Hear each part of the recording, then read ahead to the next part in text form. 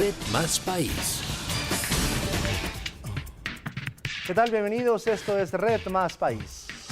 Las redadas ilegales de los taxistas contra los carros y usuarios de Uber se traslada a otras ciudades del país. En Cartagena, por poco agreden a un concejal de Turbaco. El presidente Juan Manuel Santos advierte sobre el riesgo en que viven miles de familias junto al Jarillón de Cali.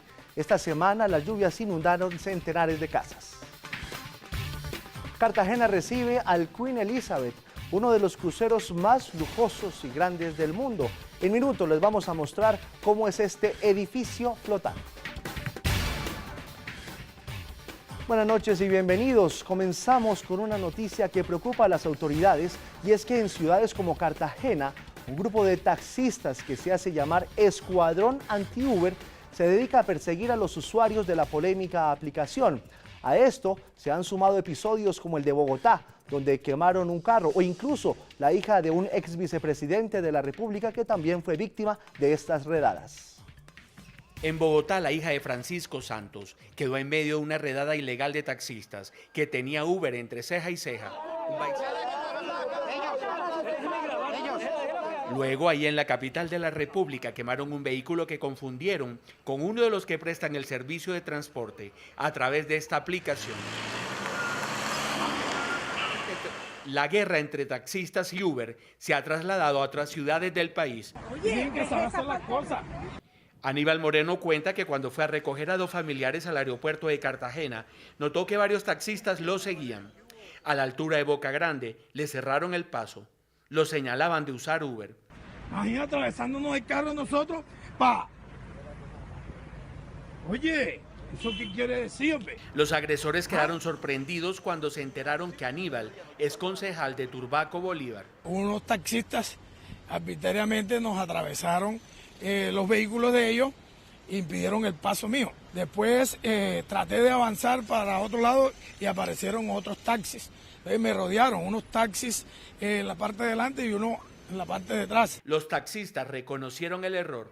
Nosotros nos hemos disculpado con él por este tipo de cosas que sucedió ese día. Aún así, unos 300 taxistas crearon una especie de bloque de búsqueda contra los usuarios de Uber. Decidimos crear un grupo entre todos. Aquí todos son líderes, aquí todos estamos trabajando. Cuando el compañero hace el respectivo reporte de que detecta que es un vehículo que está abordando, se le inicia a hacerle seguimiento y hasta el destino final con un respectivo video, y de eso se le va, en el momento que el compañero inicia, se le da reporte a la autoridad. La situación ocurrió a pocos metros de un CAI. Pensábamos que nos iban a atracar, a que sepan. No hubo agresión física, pero para Aníbal Moreno bastó la sola intimidación. Inaceptable. Y para analizar las consecuencias de esta pelea que se está volviendo muy común entre taxistas y el sistema Uber, nos acompaña el senador por el Partido Conservador, Jorge Hernando Pedraza. Senador, qué gusto tenerlo acá. Me da mucho gusto, de verdad, que nos acompañe hoy. Muchas gracias, Giovanni. Aquí atendiendo su invitación y desde luego creando reflexión, haciendo un análisis de la situación dolorosa que hoy se vive y que está transmitiéndose a los usuarios en todo sentido, y buscando aportarle a los colombianos también algunas ideas sobre esta problemática. Senador, hablemos y armemos un poco el debate. ¿Por qué se está saliendo esto de las manos? Bueno, Giovanni, yo creo que esa pregunta, o más bien la respuesta a esa pregunta, la tengo prevista para concluir el programa, pero en un silogismo al revés lo vamos a poder hacer. Esto está ocurriendo hoy por dos razones fundamentales. Primero, por la ausencia de medidas del gobierno para dirimir de una vez por todas, como se ha hecho en México, como se hizo en Los Ángeles, como se hizo en Londres, como se hizo en Nueva York. Y segundo, a que se tiene que entender y aceptar que son las nuevas formas de las nuevas generaciones y de la nueva vida en sociedad. Esto no ocurrió hace 10 años, ni hace 80, ni hace 30. Es el producto de la evolución, incluso de la inserción de las tecnologías de la información y las comunicaciones en todos los aspectos del ser humano, en este caso en el transporte, y que generan calidad de vida. Por eso, al llegar a estas plataformas, han cambiado los usos y las costumbres y hay que entender que estos son asuntos de mercado, no son caprichos, no son medidas que alguien quiere imponer contra alguien, entre otras cosas porque lo mejor que podría ocurrir es que haya una comprensión, una conciliación, una convergencia de intereses, porque tanto los taxistas se necesitan como los de usuarios de Uber y de todas las aplicaciones son importantes y son necesarios porque hoy son demandados por un mercado. Es decir que Uber podría resultar siendo, o más bien estos sistemas y estas aplicaciones podrían terminar siendo una perfecta complementación al servicio público de transporte regulado por el Estado, que son los taxis amarillos, y a la vez estas aplicaciones podrían tener como un excelente complemento todo el transporte regulado. Lo grave es que estamos llegando a unos escenarios de incomprensión, de violencia, de intolerancia y lo más grave, de puesta en riesgo y peligro tanto de conductores de uno y otro como de usuarios de uno y otro. Senador, si eso estuviera en sus manos, ¿cuál sería el primer paso para empezar a solucionar el problema y para que las dos plataformas puedan converger y trabajar juntas? Lo primero que habría que hacer es aceptar que esto es una realidad mundial. Y yo no defiendo las plataformas como tal, ni a los empresarios o a las empresas, no. Es simplemente defender una tecnología. Esto es imparable. Una tecnología, y esto no se va a poder parar. Entonces, al aceptarlas, hay que, de parte del Estado, entrar a regularlas. Mire ustedes, en México se hizo, lo regularon como un servicio de transporte prestado en vehículos particulares y los han obligado a pagar, además, un porcentaje de 1.5% de cada carrera con destino al transporte público, a subsidios, etc. Pero aquí lo que hay que aceptar es que esto no es ni ilegal. La discusión no es si esto es legal o ilegal. Esto es una tecnología y eso no tiene discusión. Yo recuerdo cómo hace 15 años se decía que Voz sobre IP era un fraude de telecomunicaciones. Y eso era un fraude y entonces había que inmediatamente intervenir a las empresas y lo que había que hacer era que más bien se metieran en ese tipo de uso y ofertaran ese servicio. Y así fue tanto que poco tiempo después aparecieron hasta nos inventamos un verbo, voipear, ¿no? Y entonces se decía que eso era un fraude en telecomunicaciones. No, era una tecnología. La tecnología, siempre y cuando esté al servicio del ser humano para beneficiar y mejorar su calidad de vida, hay que asumirla, hay que aceptarla. Si eso fuera fraude, los teléfonos normales que teníamos para hablar y comunicarnos, que eran para voz, pues entonces todo el mundo fuimos fraudulentos porque terminaron utilizándose para fax y para otros servicios que era lo que se llamaba valor agregado. Exactamente lo mismo está ocurriendo aquí. La discusión no es si hay legalidad o ilegalidad, porque entre otras cosas es un tema que está demandando un mercado. Eso se llaman modernamente hitos de la economía digital, que es la economía compartida y que son de moda en el mundo entero y que vamos a ver muchas más cosas al respecto. Es la economía colaborativa, que tiene además muchas ventajas. Si se tratara aquí de hacer un DOFA en favor de las aplicaciones y un DOFA en favor de los taxistas, pues yo al final lo que termino diciendo es que se complementan y que se necesitan los dos servicios. Pero eso está dividiendo a la sociedad profundamente. Episodios como el de Bogotá, queman un carro, la hija del ex vicepresidente Santos, víctima, lo de Cartagena. Claro. ¿Cómo políticamente se puede hacer? Porque a veces uno siente que hay como miedo para tratar de ponerle fin a esta situación. No solamente dividiendo, lo más grave es confrontando a la comunidad y a la sociedad y poniendo, repito, en riesgo la integridad y la vida de las personas. Hoy hay temor de la gente. De tal forma que lo que hay que hacer es que el Estado asuma el toro por los cachos y reglamente todas estas aplicaciones. Más aún en el Congreso de la República cursan unos proyectos de ley para hacerlo y garantizarle a los taxis y a los taxistas unos elementos mínimos para que ellos no tengan ninguna consecuencia negativa, entre otras cosas porque es que mercado hay para todo el mundo. Pero aquí lo que queda claro es que esto pone a los taxis y a los taxistas en la inminencia de hacer varias cosas. Primero, tener equipos en buen estado, tener aseo, limpieza, tener calidad en la prestación del servicio, amabilidad y respeto y buen trato con los usuarios, tarifas asequibles y no abusivas, entre otras cosas porque es que uno cuando va a parar un taxi en horas pico tiene que irse donde el taxista lo quiera llevar, no para donde uno vaya. Y hay diferencias, así que tienen que entender y aplicar el buen ejemplo que están dando los de la prestación de los servicios de las plataformas. Y los de las plataformas tienen que entender que no pueden venir aquí a Colombia a prestar un servicio que, si bien es cierto es producto de un mercado, no le van a pagar nada al Estado colombiano. Tienen que entonces el Estado reglamentarlos y ponerlos a que paguen unas tarifas al Estado, por bien sea por la ruta de las aplicaciones o por la ruta del servicio vía número de carreras hechas, en fin. Y aquí al final del día hay que copiar otros modelos, como se ha hecho, repito, en Ciudad de México. Mire usted que esto además tiene en tal dimensión el debate que al interior de los taxistas también hay división. Y es, usted sabe, Giovanni y los colombianos, cuánto vale un taxi pequeño, que entre otras cosas son muy chiquitos y en Colombia, pues vale 145 millones de pesos o 140 millones de pesos. Con el cupo. Perdóneme, el vehículo como tal no vale arriba de 30 millones de pesos. Correcto. Pero el cupo está llevándose entre 100 y 110 millones de pesos. Eso es más caro que cualquier ¿Qué carro es de eso? ¿A Uber? dónde va ese dinero? ¿Por qué no cuestionamos dónde está esa plata?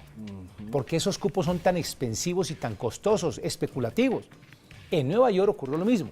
En Nueva York un cupo de taxi llegó a costar $1 millón. Vaya y mire hoy qué está ocurriendo. Llegaron las plataformas y eso descendió, entonces eso es muy amable con los usuarios porque esos cargos y esos altos costos no se reflejan vía tarifaria y de paso se ha dicho, pues es el momento de desmontar esos cobros y esos cupos que no tiene sentido que el Estado siga amparando que haya empresas que se dediquen a la venta de cupos de manera indiscriminada para hacer mucho dinero por cuenta de unas personas que manejan eso. Incluso ni siquiera son los dueños de los taxis, son otras personas.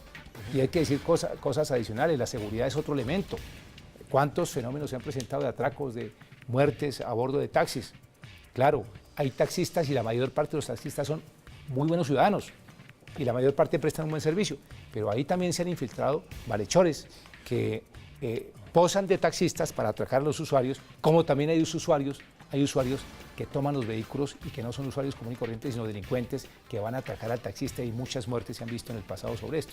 Es decir, que aquí también hay cosas que aprender sobre esto. Yo diría que al lado de que estas plataformas están dando ejemplo de economía compartida, de otros beneficios, y hay que decirlo, como la descongestión de las vías, en los desplazamientos menos tiempos, como que además no haya vehículos desocupados dándole vueltas a las ciudades en congestión, como que además estamos bajando los niveles de contaminación ambiental, es un tema medioambiental porque además estamos haciendo economía compartida, pero además de eso porque hay más presteza y porque además hay un tema de seguridad y de buen servicio y de calidad. Todo eso hay que copiarlo para que mejoren los taxistas y que nos encontremos en un escenario muy próximo, ojalá, de una competencia sana, donde se ofertan muy buenos servicios y donde tan necesarios son los taxis amarillos como tan necesarios son estas aplicaciones que están ofreciendo o ofertando el servicio de transporte a través de vehículos particulares. Esta pedagogía que usted nos plantea hoy, pues le permite a uno concluir que esta es una ventana de oportunidad para los taxistas. ¿Por qué ese gremio es tan reticente? Yo creo que son, si uno conversa con los taxistas, en el fondo ellos no tienen esa resistencia, pero hay algunas personas que de pronto ejercen una manipulación sobre ellos y que, pues, respetables pero no compartibles. Incluso hay gente que ha sido temeraria, que ha sido, retadora, que se han comportado de manera blasfema y camorrera, digamos, eso no puede existir.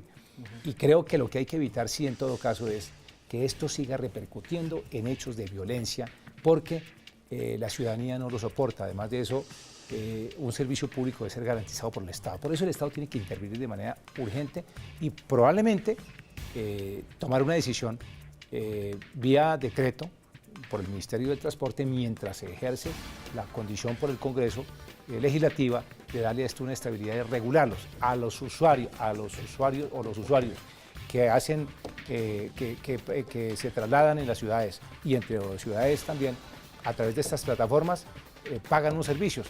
Y estas empresas no están tributándole nada al fisco, ni al erario, ni a la municipalidad, ni al distrito capital, ni a ninguna ciudad, ni al Estado. Así que también es necesario meterlos en cintura para que estas plataformas, hoy, que están haciendo cerca de 1 millón de viajes, facturación conocida, paguen al Estado, paguen a la ciudadanía unos impuestos y una parte de sus ganancias, que dicho sea de paso son enormes. Esa empresa nace en el año 2008, en San Francisco, un par de muchachos que eran la plataforma, y hoy es una empresa que está bastante valorada en la bolsa. Todo el mundo, además. Creemos que está por encima de 50.000 o 40.000 millones de dólares, y perdóneme, tienen que respetar también a la ciudadanía y poner de sus enormes ganancias una parte para que le paguen al Estado, y el Estado con eso puede hacer reinversión en muchas cosas. Ojalá que sean todos de seguridad vial, ojalá que sean todos también en beneficio de los taxistas, en beneficio de los usuarios, en beneficio de la movilidad, en beneficio de las reglas del tránsito, en beneficio de la descongestión, en beneficio del uso de la bicicleta, en beneficio, en fin, de las distintas modalidades que son hoy un problema gravísimo de la de la sociedad, de la humanidad en todos los lugares del mundo, porque en todas las ciudades hay congestión y hay dificultades de movilidad.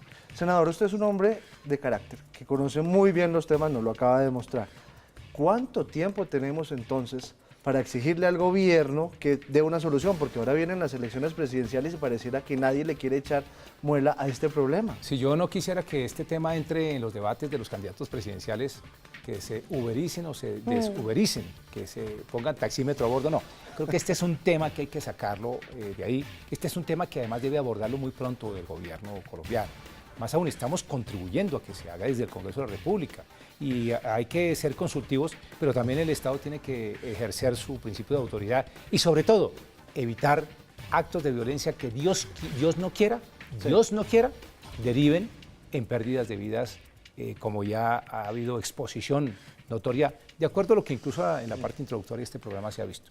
Esperemos que no lleguemos a esos extremos y que podamos hacerlo mucho antes y poder tener en esto otro ejemplo de paz, de convivencia. Todos caben.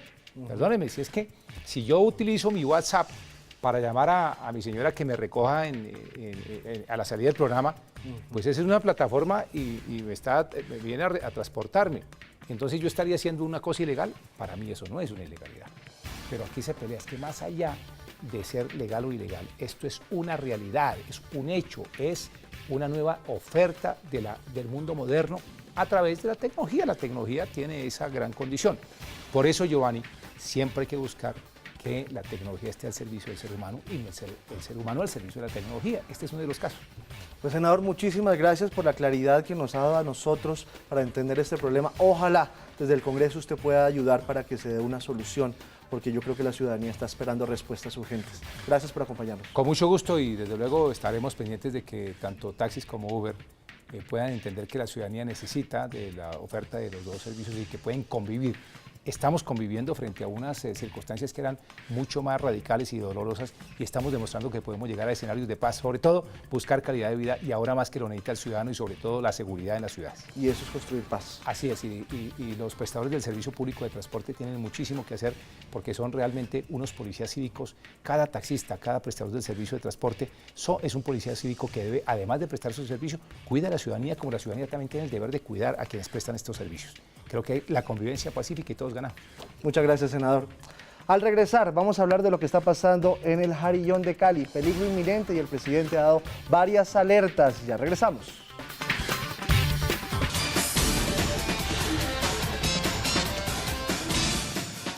Continuamos, esto desde Red Más País. El presidente Juan Manuel Santos advirtió una vez más sobre el peligro que corren las miles de familias que viven cerca al Jarillón de Cali. Estas personas están en riesgo debido a las sistemáticas inundaciones.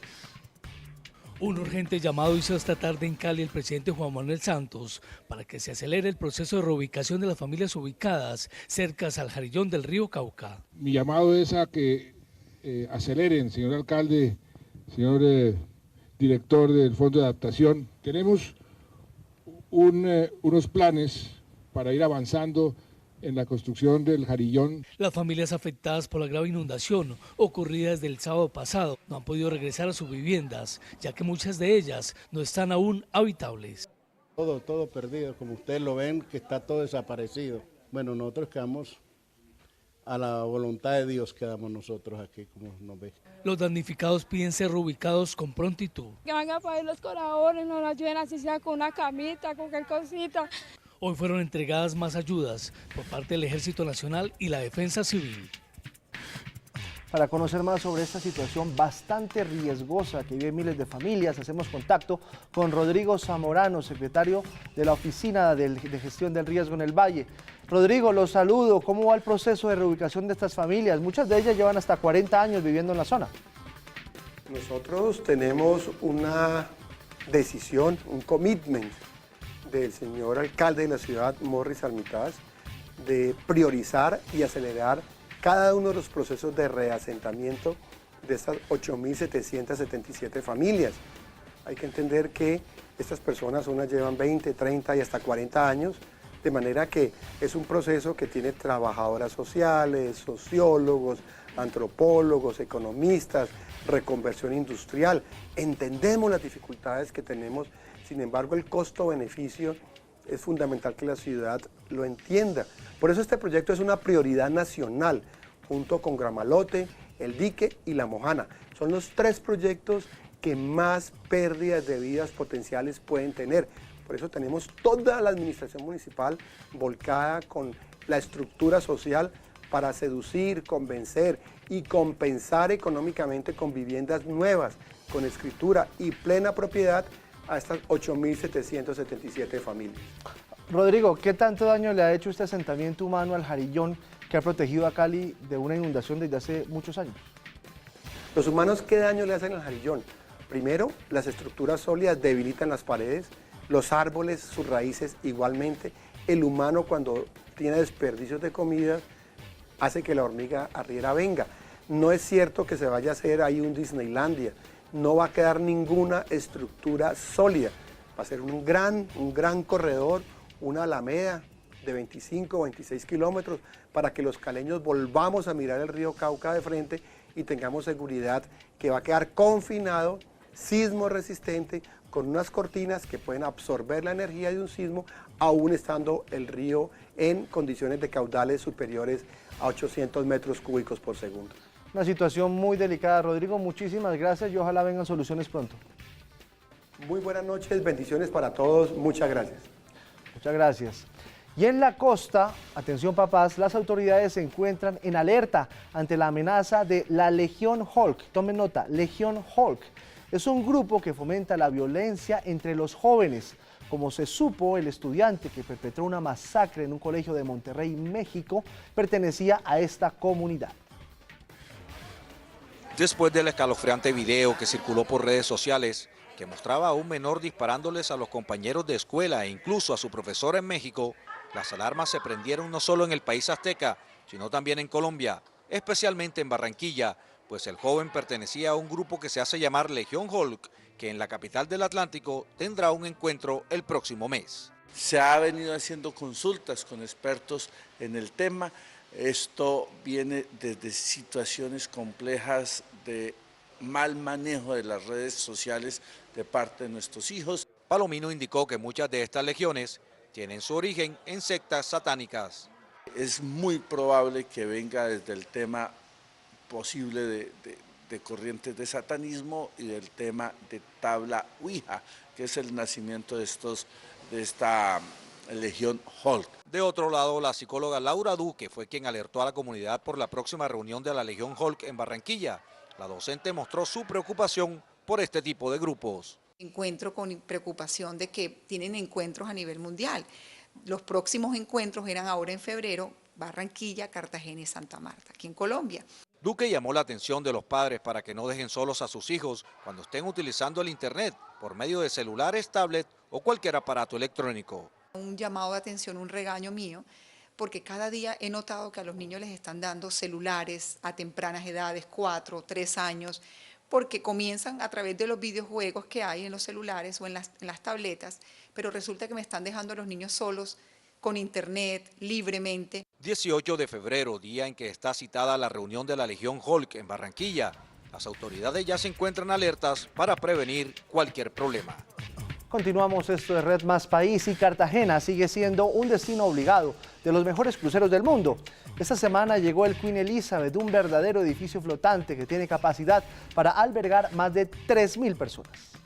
La imponencia y elegancia del crucero más importante del mundo surcó las aguas de la bahía de Cartagena y atracó en el muelle turístico con 2.098 visitantes. Este barco no viene a Cartagena desde hace 5 años, la última recalada fue en el año 2012. El Queen Elizabeth, con sus 92.000 toneladas, es todo confort y estilo por dentro, techos de cristal y una decoración que evoca la monarquía británica. Y tiene unas paradas que le permiten al turista que no tenga la disponibilidad de tiempo hacerlo en diferentes puertos. El puerto inmediatamente anterior fue Curazao y el próximo, después de la recalada en Cartagena, será México. La temporada de cruceros en Cartagena tendrá una recalada simultánea de 3 hoteles flotantes el próximo 31 de enero, donde llegarán cerca de 8.000 turistas. La llegada de estos gigantes demuestra confianza en el país. Qué bueno que vengan a nuestro país.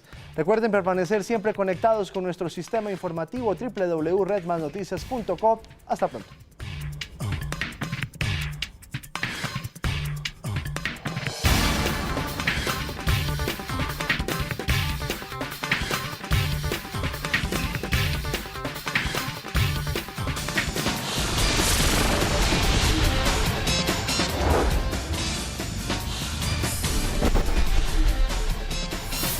Red Más País.